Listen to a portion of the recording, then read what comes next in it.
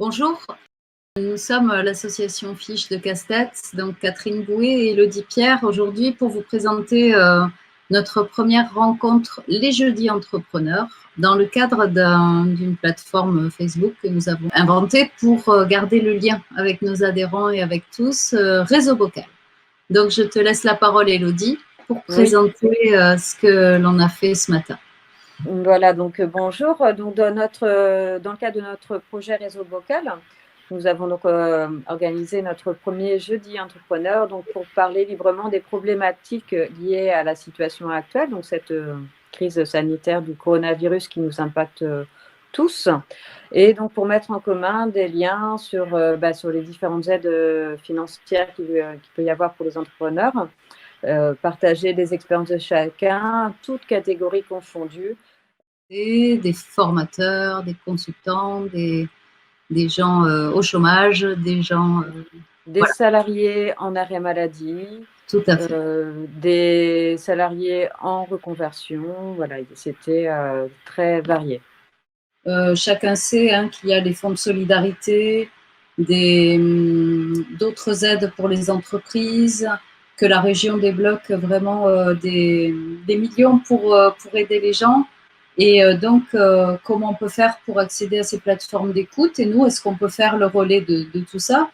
Mais l'axe qu'on a pris un petit peu ce matin, c'était de se dire que, de considérer que ce Covid, au lieu d'être une vilaine bébête, un vilain virus avec des aspérités qui sont en fait des couronnes qui s'accrocheraient aux protéines pour les détruire, ça serait peut-être une graine qui donnerait lieu à la floraison d'idées et à vraiment d'autres expériences, peut-être une manière différente de travailler, envisager les choses autrement. Donc, en fait, les pétales seraient chaque personne présente ce matin dans chaque catégorie. Et sur un océan de possibilités, il s'agit peut-être, lors de cette crise, non seulement d'essayer de surnager avec des aides financières de l'État ou de la région, mais aussi et surtout peut-être se poser, ralentir, et là, en profiter pour réformer nos techniques de travail de force au départ, puisque le télétravail a été instauré un petit peu en urgence, mais comment le perpétuer? Qu'est-ce qui va se passer? Et donc, toutes ces questions, se réformer, se reconstruire, réinterroger, réenchanter l'éducation, proposer des choses nouvelles, etc. Et donc, on est parti un petit peu sur ces thèmes. Aujourd'hui, une dizaine de personnes présentes sur ce réseau Bocal ont croisé leurs idées, échangé des projets, et nous sommes ravis de voir que déjà cela a pu générer des rencontres et des futures collaborations sur des projets sur l'environnement comme du tourisme durable, de l'habitat léger, des projets pédagogiques, des projets thérapeutiques, des projets qui étaient latents chez ces personnes, qui étaient peut-être en situation de salariat et qui, à l'occasion de cette crise, ont eu le temps de réfléchir à tout ça. Chef d'entreprise présente ici monte un blog sur l'éveil. Beaucoup de choses très intéressantes. On a parlé des oasis, on a parlé de permaculture, on a parlé de tout ce qui est essentiel ou qui est apparu essentiel durant cette crise. Cela donne des idées. Nous sommes ravis d'avoir pu être le support en fait de ces rencontres et on espère que cela va se perpétuer. Et Fiche aussi se propose d'être vraiment l'interlocuteur privilégié pour les différentes personnes au vu des institutions, pour donner les différents contacts dans un sens comme dans l'autre, c'est-à-dire aussi bien au niveau des salariés, des entrepreneurs que des mairies, vraiment d'être un lien en fait pour toutes ces personnes. Voilà, un lien donc au niveau entre nous et l'administration peut-être, parce que c'est vrai qu'à l'issue, dans cette crise, on aurait envie de savoir comment s'adresser aux élus, comment pouvoir proposer des choses. Et donc, il y a des plateformes sur Facebook, sur les réseaux qui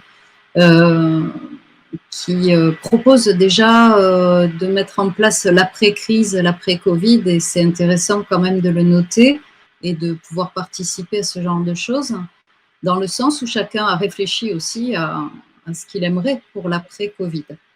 Donc, et on voit déjà effectivement au niveau donc des personnes qui étaient présentes donc, via cette visioconférence, déjà de choses qui émergent, donc d'autres façons de penser, de travailler, et qui sont même positives, parce qu'en fait, c'était des idées qui n'étaient pas envisagées avant pour X raisons. Et donc, cet arrêt forcé, en fait, a permis de réinventer des solutions et de voir même que ces solutions étaient plutôt positives. L'importance, par exemple, du télétravail, puisque les entreprises étant en arrêt d'activité, beaucoup de monde a été du coup projeté chez soi pour travailler avec un écran, mais les enfants à côté, enfin, ça peut être aussi très anxiogène, très difficile à mettre en place, et justement, il y a peut-être à envisager là-dessus. Et on avait un consultant et un formateur qui d'habitude se déplacent énormément pour aller donner des formations de 2 jours par-ci, par-là aux entreprises, qui disaient à quel point en fait il doit se réinventer et que c'est une bonne chose pour faire des webinars, des visioconférences, du télétravail. Donc il compte se professionnaliser, enfin arriver à maîtriser vraiment ces outils. Mais surtout en amont, il est heureux de voir à quel point, au niveau environnemental, le fait de moins se déplacer est intéressant. Enfin, voilà. Donc ça, c'était au niveau de certaines catégories socio-professionnelles qui peuvent très bien s'en sortir grâce à des nouveaux outils. Et après, on est conscient aussi qu'il y a des gens qui sont vraiment en détresse, qui sont vraiment en difficulté. Donc, on se propose aussi de mettre en place de mettre à disposition nos ressources humaines de coaching, d'accompagnement, etc. Tous les gens qui travaillent dans le bien-être au sein de l'association et tout ce que l'on connaît autour, pour créer un vrai réseau de solidarité. Voilà. Tout à fait, oui.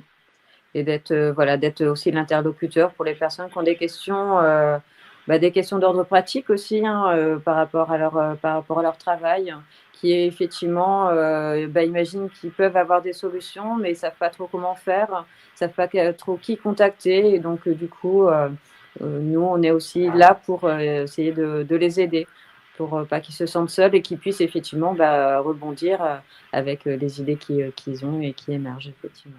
Voilà, c'est-à-dire qu'en fait, c'est toujours bien de partager à plusieurs un projet ou même des difficultés parce qu'on a des solutions qui émergent qu'on n'aurait pas imaginées, étant donné les expériences de chacun. Et au début, tout le monde cherchait comment je vais pouvoir toucher, rattraper mon défaut de trésorerie ou de travail ce mois-ci.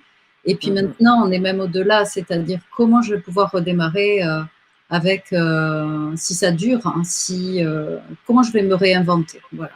Donc ça, l'apport des autres, enfin le fait d'être d'être plusieurs à réfléchir sur un même sujet, l'intelligence collective, c'est quand même précieux dans ces cas-là. Et ça a été très riche ce matin, dans les rencontres. Et comme on dit, ensemble, on est plus fort. C'est ça.